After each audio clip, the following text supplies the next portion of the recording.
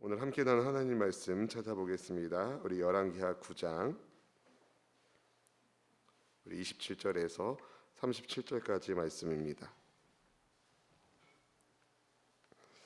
열왕기하 9장 27절에서 우리 37절까지의 말씀을 제가 한 절 여러분 한 절 교독하여 읽도록 하겠습니다. 유다의 왕 아하시아가 이를 보고 정원의 정작길로 도망하니 예후가 그 뒤를 쫓아가며 이르되 그도 병거 가운데에서 죽이라 하매 이블르함 가까운 그루 비탈에서 치니 그가 무깃도까지 도망하여 거기서 죽은지라. 그의 신복들이 그를 병거에 싣고 예루살렘에 이르러 다윗성에서 그들의 조상과 아합의 아들 요람의 제11년에 아하시아가 유다 왕이 되었었더라. 예후가 이스라엘에 오니 이세벨이 듣고 눈을 그리고 머리를 꾸미고 창에서 바라보다가 예후가 문에 들어오매 이르되 주인을 죽인 너 시므리여 평안하냐 하니 예후가 얼굴을 들어 창을 향하고 이르되 내 편이 될 자가 누구냐 하니 두어 내시가 예후를 내다보는지라. 이르되 그를 내려 던지라 하니 내려 던짐에 그의 피가 담과 말에게 튀더라. 예후가 그의 시체를 밟으니라. 예후가 들어가서 먹고 마시고 이르되 가서 이 저주받은 여자를 찾아 장사하라. 그는 왕의 딸이니라 하매 가서 장사하려 한즉 그 두골과 발과 그의 손 외에는 찾지 못한지라. 돌아와서 전하니 예후가 이르되 이는 야훼께서 그 종 디셉 사람 엘리야를 통하여 이스라엘 토지에서 개들이 이세벨의 살을 먹을지라. 함께 읽으실까요? 그 시체가 이스라엘 토지에서 거름같이 밭에 있으리니 이것이 이세벨이라고 가리켜 말하지 못하게 되리라 하셨느니라 하였더라. 아멘. 아멘. 할렐루야. 오늘 2020년 7월 24일 금요 새벽에 우리 하나님 경외하는 믿음으로 주 앞에 나와 기도하는 여러분 모두의 기도를 하늘의 아버지께서 받아주시고 응답해 주시기를 축복합니다. 함께 하시는 하나님, 우리 살아계신 하나님, 좋으신 하나님께 이 시간 큰 박수로 영광을 드리겠습니다. 네, 감사합니다. 우리 스트레칭 한번 해보겠습니다. 주님 감사합니다. 할렐루야, 할렐루야, 할렐루야, 할렐루야, 할렐루야. 하나님 감사합니다. 어깨 덮으시고 할렐루야. 손도 한번 터시고. 네, 좋습니다. 오늘 본문은요, 하나님께서 악인들을 심판하시는 것을 우리에게 보여주고 있는데요. 예후가 이제 이스라엘 왕 요람을 죽이면서 아합과 이세벨의 우상 숭배와 악행 때문이라고 언급하는 것을 이제 유다 왕 아하시아가 들었습니다. 그 아하시아는 자기 엄마가 이제 아달랴, 엄마의 이름 아달랴인데요. 아달랴가 요람의 형제이고 또 아합과 이세벨의 딸이기 때문에 자기도 이제 아합 가문의 핏줄을 가지고 있잖아요. 그래서 죽임을 당할 것이라고 예상할 것 같습니다. 그래서 도망을 칩니다. 하지만 도망을 쳤어도 하나님의 심판을 피할 수 없었습니다.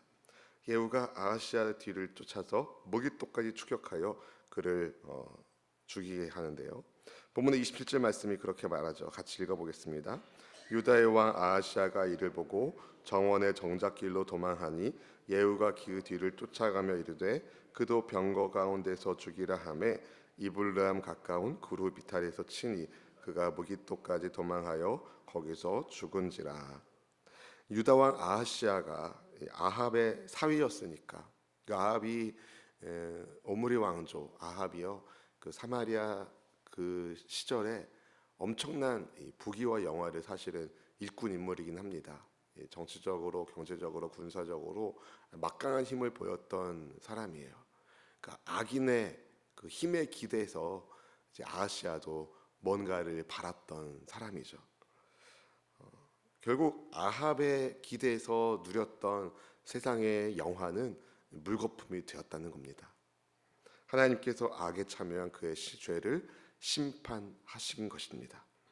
한 나라의 왕이지만 그가 우상 숭배하는 악한 자와 손을 잡고 살았던 것을 하나님이 기억하시고 심판하신 겁니다. 불과 왕 위에 오른 지 1년 만에 일어난 사건입니다. 여러분, 우리는 누구의 손을 잡아야 될까요? 하나님의 손을 잡는 주님이여 이 손을 꼭 잡고 가소서. 아멘. 날마다 주님의 손을 꼭 잡고 가는 우리 모두가 되기를 주의 이름으로 축복합니다. 예후가 드디어 이세벨을 찾아왔습니다. 그때 이세벨은 뭐 하고 있었나요?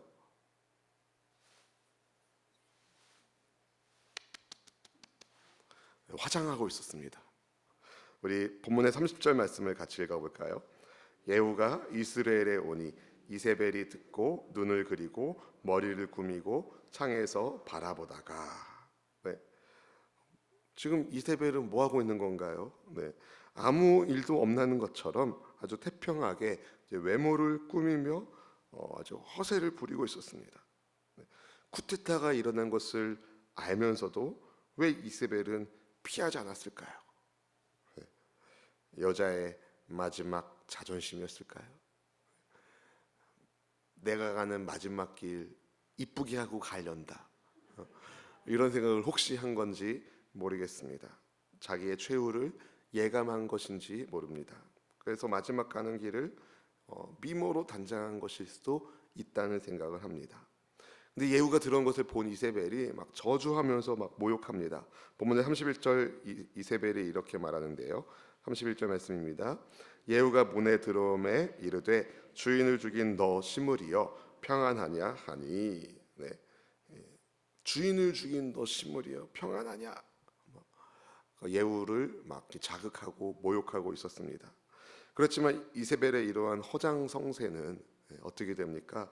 예후가 내 편이 될 자가 누구냐라고 외치니까 두어 내관들이 그를 내려다보았고 예후가 그들에게 명령을 했는데 저 여자를 내던지라. 그래가지고 내던지게 된 거예요. 그래서 이세벨이 비참하게 죽음을 맞이하게 됩니다. 본문의 33절 말씀 읽어보겠습니다. 이르되 그를 내려던지라 하니 내려던짐에 그의 피가 담과 말에게 튀더라.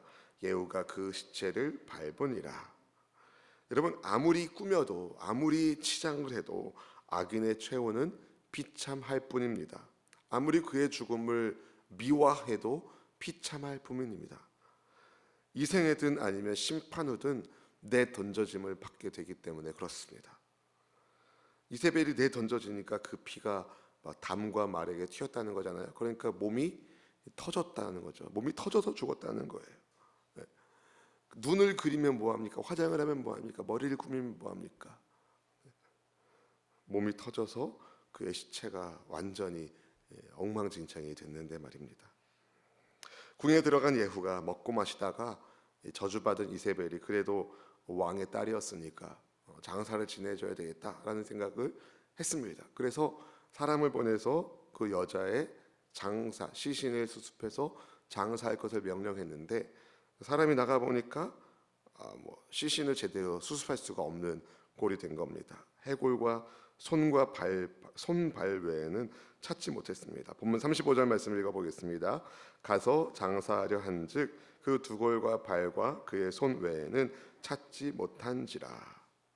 내던져 몸 터져 죽은 이세벨을 그 시신을 수습해서 무덤에 안치하려고 했었는데 그것조차 될 수 없었다는 거죠. 왜 그랬습니까, 여러분? 네. 개들이 하나님의 말씀에 따라 들개들이 사나운 들개, 더러운 들개들이 그 이세벨의 시체를 이미 잡아먹은 겁니다. 그래서 보고를 들은 예후가 이것은 하나님께서 디셉 사람 엘리야를 통해서 하신 말씀이 이루어진 것이다 라고 말합니다. 본문의 36절 37절 말씀을 같이 읽어보겠습니다. 돌아와서 전하니 예후가 이르되 이는 야훼께서 그 종 디셉 사람 엘리야를 통하여 말씀하신 바라. 이르시기를 이스라엘 토지에서 개들이 이세벨을 살을 먹을지라.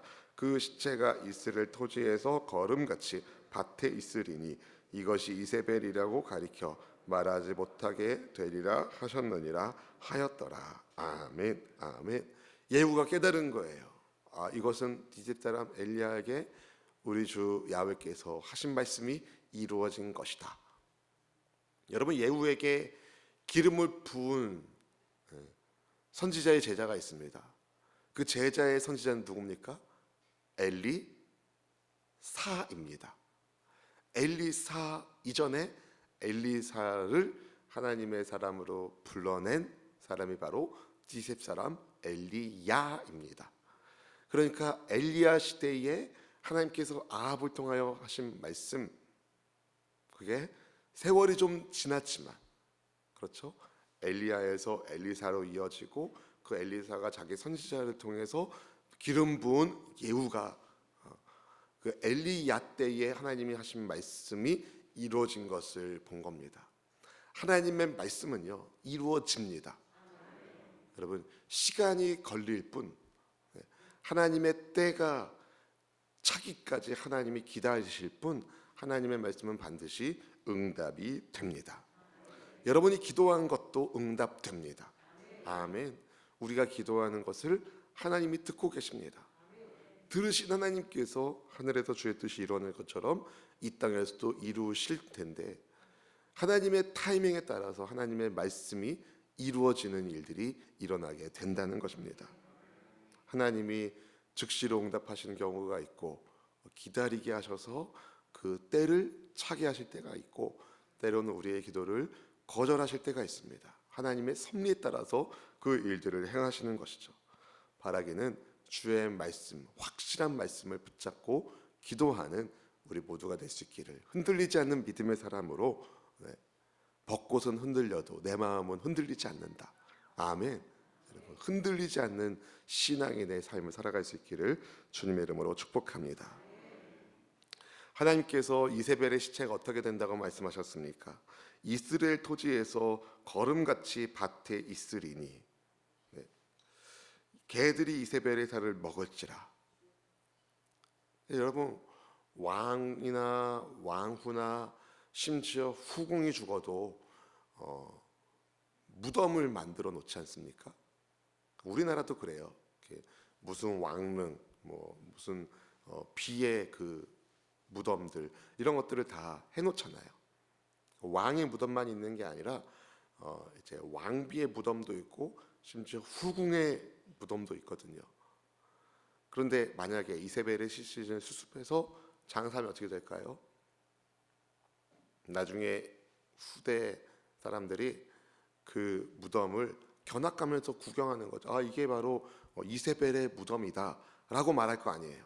근데 하나님은 이세벨의 무덤이라는 말을 하지 못하게, 이것이 바로 이세벨의 무덤입니다 라는 말을 하지 못하게 철저히 이세벨을 심판하신 것입니다. 이세벨의 죄가 무엇입니까, 여러분? 우상을 가지고 들어와서 한 나라를 우상 숭배하게 한 것, 그것이 바로 하나님을 모욕하는 행위였던 것이죠. 여러분, 하나님을 섬겨야 하는 나라를 우상 숭배하게 하며 또 혼란과 부패하게 만들었던 원흉 같은 여인 이세벨이 얼마나 악한지, 이세벨이 엘리야를 내가 너를 죽이겠다 하니까 엘리야가 놀래가지고 낙심된 상태로 도망간 적이 있습니다. 왜 도망갔겠습니까? 이세벨이 하나님의 사람들을 잡아가지고 죽이는 선지자들의 피를 많이 흘린 여인이기 때문에 그렇습니다. 하나님의 백성들의 피를 많이 흘리게 만든, 왜냐하면 그녀는 우상 숭배자이니까. 하나님이 그 선지자들의 피를 다 보고 계신 것입니다. 여러분, 아하시아도 그리고 이세벨도 하나님의 심판을 피할 수 없었습니다. 악인이 겉으로 보기에는 번영한 것 같지만 그렇지 않습니다. 그들은 하나님의 심판을 반드시 받게 되어 있습니다. 그러니 여러분, 하나님 앞에서 순전한 삶을 살아가는 우리 모두가 되기를 축복합니다. 이제 북이스라엘의 그 요람 왕이 죽고 남유다의 아하시아 왕이 죽었습니다. 그러니까 양나라, 분열된 양나라의 왕이 죽은 거예요. 북이스라엘은 이제 예후가 장군으로서 아마 이제 왕으로 추대가 되고, 이제 남유다는 어떻게 돼야 될까요? 1년밖에 왕 위에 있지 않았는데 얼마나 큰 혼란이 있겠습니까? 충분히 예상할 수 있는 그런 혼란의 시기입니다. 이것은 우리에게 무엇을 말해줍니까, 여러분? 하나님을 떠나고 우상을 숭배하면 혼란을 피할 수 없다는 거예요. 여러분, 이 시대의 혼란함, 하나님을 떠났기 때문은 아닌지 우리가 영적으로 깨어서 봐야 됩니다. 무엇이 혼란합니까? 여러분, 남자를 남자라 부르지 못하고 여자를 여자라 부르지 못하는, 무슨 홍길동도 아니고 아버지를 아버지라 부르지 못하는 홍길동도 아니고, 여러분, 나는 남자도 아니고 여자도 아닌 설명할 수 없는 정체성을 가진 사람입니다. 그럼 뭐예요, 여러분? 하나님께서 그렇게 사람을 만들지 않으셨습니다. 하나님을 경외하는 남자와 하나님을 경외하는 여자를 하나님이 지으셨고, 그 가정을 통해서 생육하여 번성하라는 명령을 받았습니다. 지금 차별금지법, 오늘도 기도 제목으로 누가 올리셨는데, 여러분, 그 동성애 찬성법이라고 말씀드렸죠. 허울뿐인 차별금지법, 반드시 막아야 됩니다. 이것 관련해서 전 헌법 재판관이었던 장로님께서 하신 얘기를 이제 온라인상에서 본 적이 있는데요. 이미 정의당에서 4가지 영역에 의해서만 차별금지법이 적용되는 거다 이렇게 얘기하지만, 이미 그 4가지 법 안에 충분히 차별을 금지하는 조항들이 다 들어가 있습니다. 그런데 이 사람들이 들고 나온 게 뭡니까? 설명되지 않는 성적 정체성을 가지고 있는 사람도 차별하면 안 된다 그러는 거예요. 그러면 이제 동성애자들이 교회에서 일하겠다고 이력서 낼 때 동성애자로 떨어뜨리면 안 된다는 거예요. 할렐루야. 우리가 가끔 해외 토픽이나 이런 거 보면 미국에서 어떤 일들이 일어났는지, 영국에서 어떤 일이 일어났는지 알잖아요. 지금 이 정부가 그렇지 않다고 얘기하지만 한번 문을 열면 그렇게 나아갈 가능성이 충분히 있습니다. 왜냐하면 사람들은 죄를 지을수록 더 심각해지기 때문에 그래요. 이것을 잘라내야 될 사명이 우리에게 있습니다. 여러분, 하나님 앞에서 순전한 믿음의 가정, 믿음의 사람들이 일어나야 됩니다. 한편으로는 우려되는 점은요, 어쩌면 이것이 우리가 건강한 가정생활을 꾸리지 못한 사이드 이펙트, 부작용이 아닌가라는 생각합니다. 여러분 스스로, 우리 스스로가 하나님 앞에서 바로 설 수 있기를 바랍니다. 아멘. 그래서 하나님을 믿는 엄마를 보여주십시오. 하나님을 믿는 아빠를 보여주세요. 그래서 우리 자녀들이 나도 아빠와 같은 남자와 결혼해야겠다, 우리 딸이 그렇게 얘기하고. 아멘. 아직 그런 얘기 저도 못 들어봤는데요. 결혼 안 한다고 그러던데요. 네, 여러분, 하나님을 경외하는 아빠를 보면서 딸이 나도 나중에 크면 아빠와 같은 남자와 결혼해야지. 여러분의 아들들이 나도 하나님을 경외하는 우리 엄마와 같은 여인과 결혼해야지. 이런 것들이 새겨져야죠. 심어져야죠. 아멘. 하나님 앞에서 여러분 아주 중요한 전환기를 오늘 본문을 통해서 북이스라엘과 남유다가 맞이한 것처럼 이제 우리도 아주 중요한 전환기를 보내고 있습니다. 하나님 앞에서 매일의 삶 속에서 우리가 함께 믿음의 결단을 내리기를 축복합니다. 함께 기도하면서 하나님의 뜻을 구하면서, 하나님, 이 시대를 향한 하나님의 뜻은 무엇입니까? 우리 가정을 향한, 우리 교회를 향한, 나라와 민족을 향한 하나님의 뜻은 무엇입니까? 여러분, 우리 코로나 시기를 보내면서 우리가 보고 있잖아요. 하나님께서 신천지 이단 드러내시고, 이태원 클럽을 통해서 동성애자들 드러내시고, 이런 것들을 드러내시는 이유가 있는 겁니다. 여러분, 하나님 앞에서 함께 주님을 경외하는 믿음으로 살아가는 우리 공동체들이 다 될 수 있기를 주님의 이름으로 축복합니다. 기도하겠습니다.